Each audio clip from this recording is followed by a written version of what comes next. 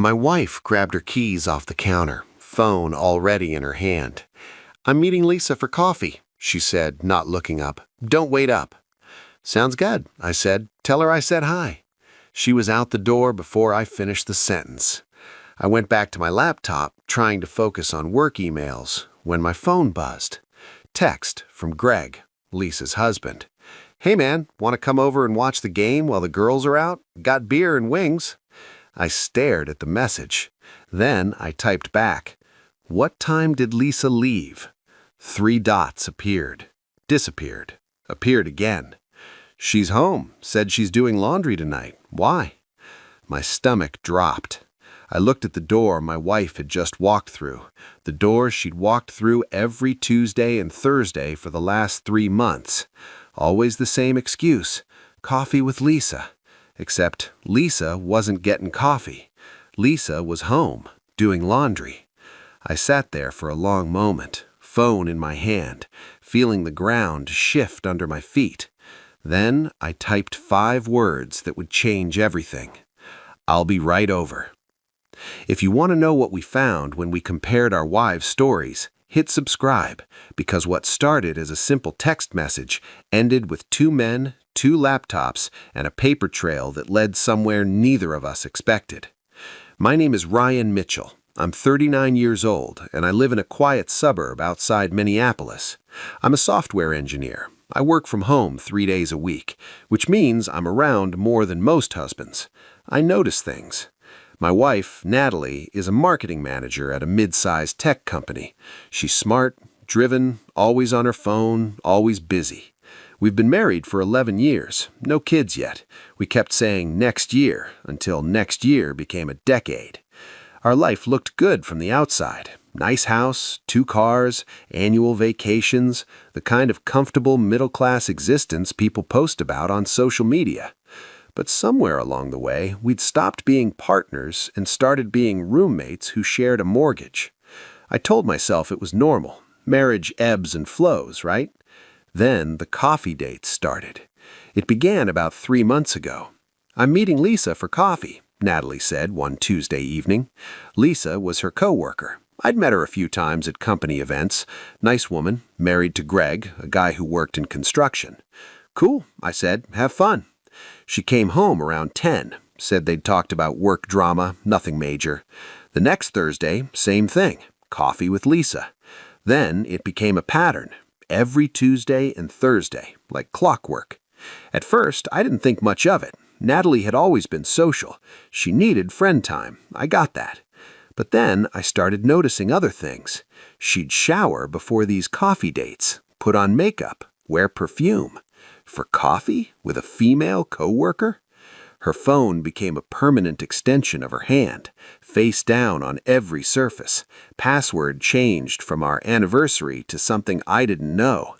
And the way she'd smile at her screen sometimes, that small private smile people get when they're texting someone who makes them feel good. I told myself I was being paranoid, but the feeling wouldn't go away. I'm not the jealous type, never have been. But I'm a software engineer. I solve problems by gathering data. So I started paying attention. I noticed she'd leave at 6:30 p.m. for these coffee dates, come back around 10 p.m. 3.5 hours for coffee. I noticed her car's mileage. The coffee shop she claimed to go to was 4 miles away, round trip 8 miles. But her odometer was showing 20, sometimes 30 extra miles on coffee nights. I noticed her credit card statements. No charges from coffee shops on Tuesdays or Thursdays.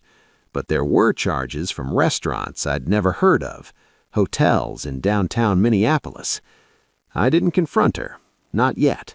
I just kept collecting data. Greg and I weren't close friends, but we were friendly. We'd see each other at company barbecues, wave across the parking lot at the grocery store, exchange the usual "how's it going" pleasantries. He seemed like a good guy, straightforward, the kind of man who worked hard, loved his wife, and didn't overthink things. I'd never thought to reach out to him before, But that Tuesday night, when Natalie walked out the door claiming she was meeting Lisa, and Greg texted me asking if I wanted to watch the game while the girls were out, something clicked. I grabbed my keys and drove to Greg's house. Greg lived 15 minutes away in a similar subdivision. Cookie-cutter houses, manicured lawns, the American dream in vinyl siding. He opened the door with a beer in hand and a confused smile. "That was fast. Game doesn't start for another hour." "Yeah," I said, stepping inside. "We need to talk first." His smile faded. "Everything okay?" I pulled out my phone and showed him the text exchange. He read it, frowned. "I don't understand. Lisa's upstairs folding laundry right now." "Can you ask her to come down?" "Ryan, what's going on?" "Just please." He called up the stairs. "Lisa, can you come here for a sec?" Lisa appeared at the top of the stairs, in sweatpants and an old t-shirt, laundry basket on her hip. "What's up?" she asked. Greg looked at her. "Natalie told Ryan she was getting coffee with you tonight." Lisa's face went blank. "What? No, I haven't seen Natalie outside of work in weeks." The room went very quiet. Greg turned to me slowly. "How long has she been saying this?" 3 months, I said. "Every Tuesday and Thursday." Lisa came down the stairs, set the basket down. "Ryan, I swear I haven't been meeting her for coffee. I don't know what she's doing, but it's not with me." Greg's face had gone hard. "Show me your phone." "Greg?" "Show me your phone, Lisa." She handed it over.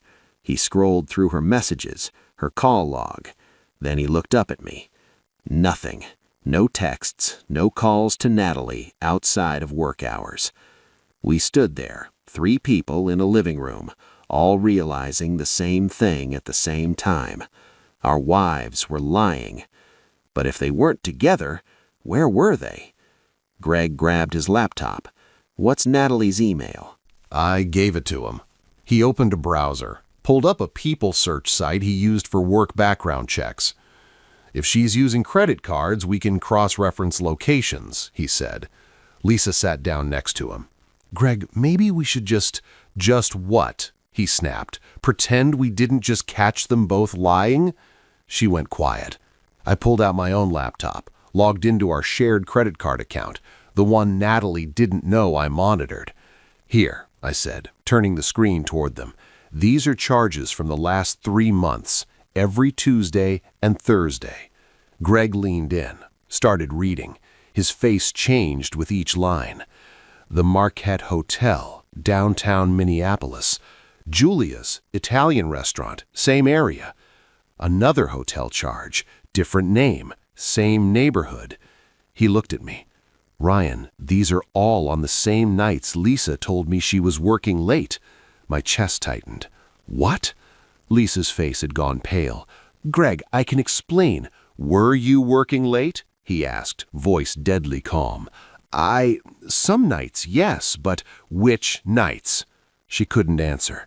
Greg pulled up his phone, started scrolling through his own credit card statements. "Charges I didn't recognize," he muttered. "I asked you about them. You said work dinners, client meetings. They were on Tuesdays and Thursdays," he finished. "The same nights Natalie was supposedly with you."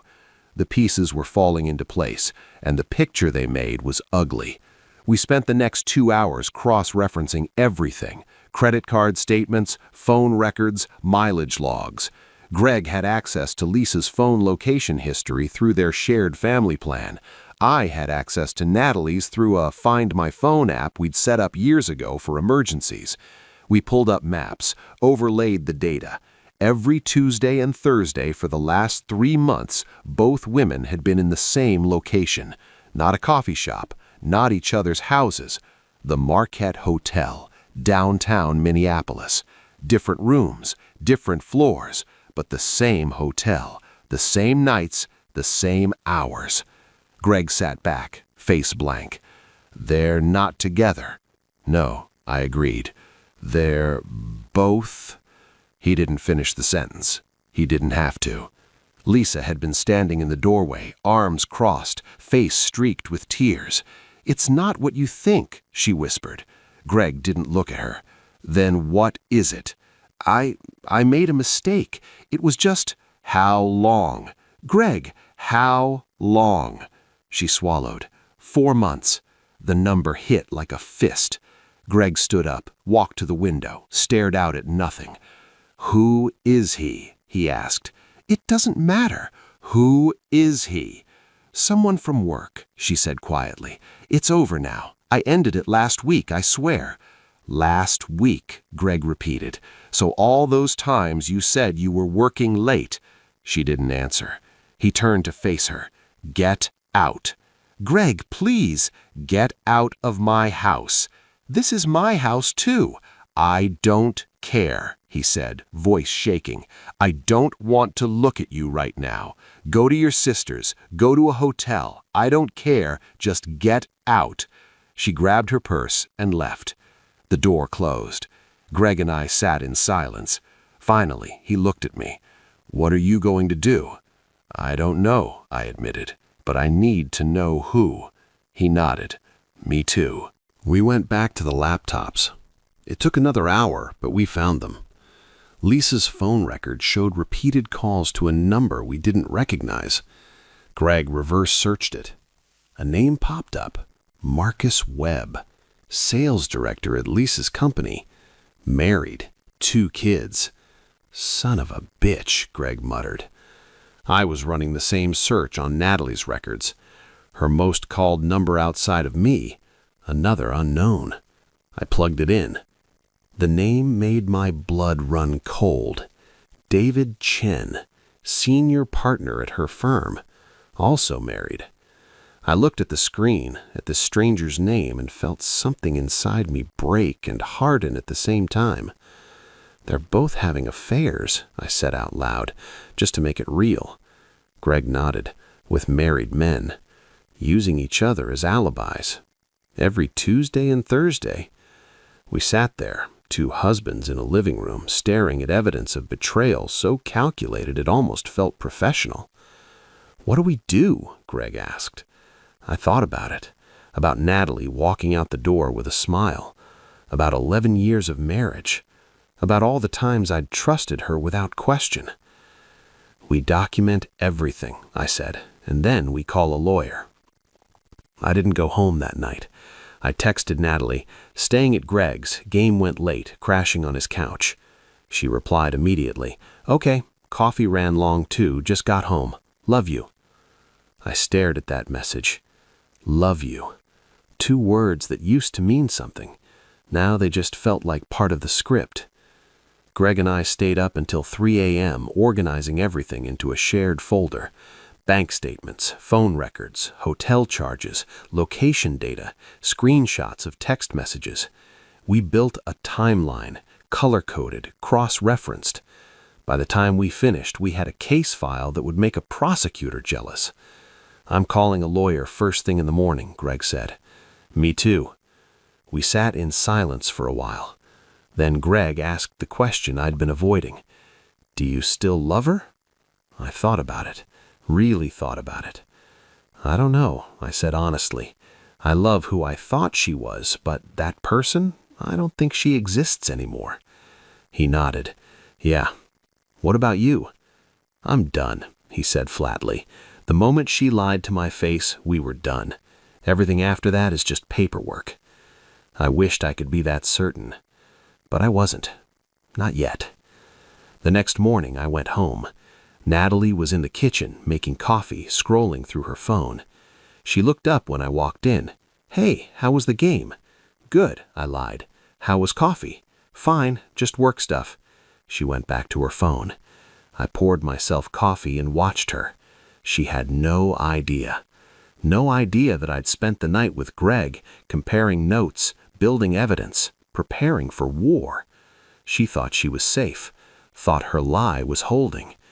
I could have confronted her right then, could have thrown the evidence in her face and watched her scramble. But I didn't, because I'd learned something from years of debugging code. You don't fix a problem until you understand the whole system. and I didn't understand the whole system yet. So I smiled, kissed her on the cheek, and went to my office to call a lawyer. The lawyer's name was Jennifer Park. She specialized in high-conflict divorces. I laid out everything: the timeline, the evidence, the hotel charges. She listened without interrupting. When I finished, she leaned back in her chair. "This is one of the more clear-cut cases I've seen," she said. "Documented adultery, financial deception, coordinated lying. In Minnesota, that matters." "How?" "Minnesota is a no-fault state, but adultery can still impact asset division and spousal support. If we can prove she used marital funds to finance the affair, that's dissipation of assets. The court can make her reimburse you." "How much are we talking?" She pulled up a calculator, started adding up the hotel charges, restaurant bills, everything we'd flagged. "Roughly $18,000 over 4 months. I felt sick. She spent $18,000 on another man? On the affair, yes. Hotels, dinners, gifts probably. We can argue she owes you half of that back. What about the house? Depends. Is it jointly owned? Yes. Then it's marital property. But given the circumstances, we can argue for a favorable split, maybe 60-40 in your favor. She paused. There's one more thing. If you want to pursue this aggressively, we can subpoena her lover's financial records, see if he contributed to any of these expenses. If he did, we can go after him too. I thought about David Chen, senior partner, probably made 3 times what I did. Let's do it, I said. That Thursday, Natalie announced she was meeting Lisa for coffee again. Sounds good, I said. Tell her I said hi. She left at 6:30. At 6:45, I texted Greg. She just left. He replied, Lisa too, same lie. We'd planned this. At 7 p.m., we both drove to the Marquette Hotel, parked across the street, waited. At 7:23, Natalie's car pulled into the parking garage. At 7:31, Lisa's car followed. Greg and I sat in his truck, watching the entrance. "You ready for this?" he asked. "No," I said, "but let's do it anyway." We walked into the lobby. The Marquette is one of those boutique hotels that tries too hard. Exposed brick, Edison bulbs, a bar that serves $18 cocktails. We walked to the front desk. Greg leaned on the counter. "Hey, we're supposed to meet our wives here. Can you tell us what rooms they checked into?" The clerk looked uncomfortable. "I'm sorry, sir. I can't give out guest information." Greg pulled out his phone, showed her a picture of Lisa. "This is my wife. She checked in about 10 minutes ago." The clerk's face softened. "Sir, I really can't." "Please," Greg said. "I just need to know if she's here." The clerk hesitated. Then, quietly, "Room 412. I showed her Natalie's picture. "What about her?" Another pause. "Room 508. Greg and I looked at each other. Different rooms, different floors. We took the elevator up. We got off on the 4th floor first. Room 412 was at the end of the hall. Greg stood in front of the door, raised his hand to knock, then stopped. "What if I'm wrong?" he whispered. "What if there's an explanation?" "There's not," I said. "But what if—" "Greg, knock on the door." He knocked. Silence. Then footsteps. The door opened. A man stood there, mid-40s, dress shirt unbuttoned, holding a glass of wine. Not Lisa. "Can I help you?" he asked. Greg's voice was steady. "Is Lisa here?" The man's face changed. "Who are you?" "Her husband." The color drained from his face. Behind him, we heard a woman's voice. "Marcus, who is it?" Lisa appeared in the doorway, saw Greg, froze. "Greg, get your things," he said. "We're leaving." "Greg, please, let me explain." "Now." She grabbed her purse, walked past Marcus without looking at him. Greg turned to Marcus. "If you contact my wife again, I'll make sure your wife knows everything." Marcus said nothing. We left. In the elevator, Lisa was crying. "Greg, I'm so sorry." "Save it," he said. "It's over, I swear. I ended it. You ended it last week, but you're here tonight." She had no answer for that. The elevator doors opened on the 5th floor. "Go wait in the truck," Greg told her. She left. Greg looked at me. "You sure you want to do this?" "Yeah," I said.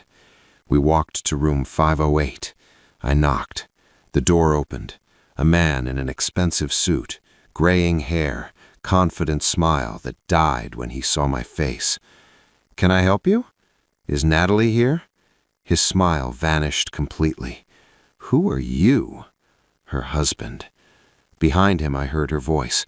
"Ryan?" She appeared in the doorway, hair down, makeup smudged, wearing a hotel robe. We stared at each other. "Get dressed," I said. "We're leaving." "Ryan, this isn't—" "Get dressed." She disappeared into the room. I turned to David Chen. "You're married, right?" He said nothing. "Kids?" Still nothing. "I'm filing for divorce tomorrow," I said, "and I'm naming you in the petition, so you might want to get your story straight before your wife asks questions." His face went pale. Natalie came out, fully dressed, purse clutched to her chest.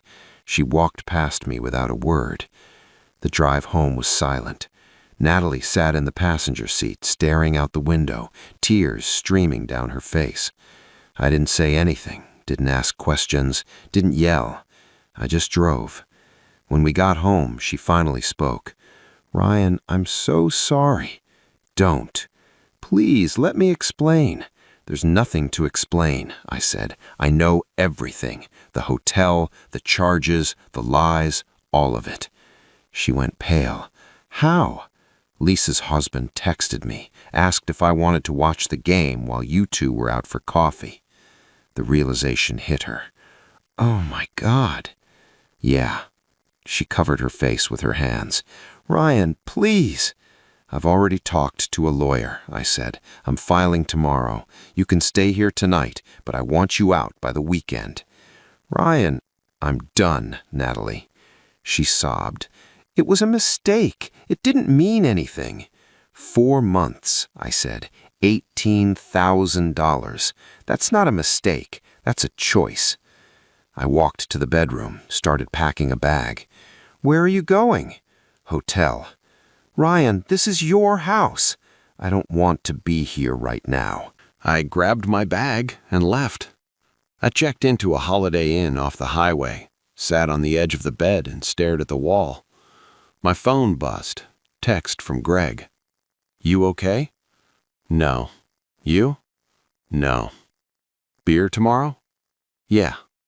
I set the phone down, lay back on the bed, and for the first time in 11 years, I felt completely, utterly alone. The divorce took 6 months. Natalie tried to fight it at first, wanted counseling, wanted a second chance. I said no. Jennifer, my lawyer, was ruthless. She documented every charge, every lie, every hotel stay. She subpoenaed David Chen's financial records. Turned out he'd paid for some of the hotel rooms, used company funds. His wife found out, filed for divorce too. He lost his partnership. Natalie had to reimburse me $9,000, half of which she'd spent on the affair. We split the house 60-40 in my favor. No alimony, no second chances. Just a clean break. Greg's divorce was faster. Lisa didn't fight it. She moved in with her sister, started therapy, tried to apologize 100 times. Greg never responded. "I don't hate her," he told me over beer one night. "I just don't care anymore." I understood that. A year later, I was sitting in my new apartment, smaller, quieter, mine, when my phone buzzed. Text from an unknown number. "Hi, Ryan. This is Sarah. I'm Greg's sister. He gave me your number, said you might want to grab coffee sometime." I stared at the message. Then I smiled. Coffee sounds good. If this story hit home, comment, "Trust but verify." If you've ever had that gut feeling, if you've ever caught someone in a lie, if you've ever had to choose between comfort and truth, this one's for you. Hit subscribe for more stories about the moment everything changes. Because sometimes the truth comes from the most unexpected text message. And sometimes the best revenge is just moving on.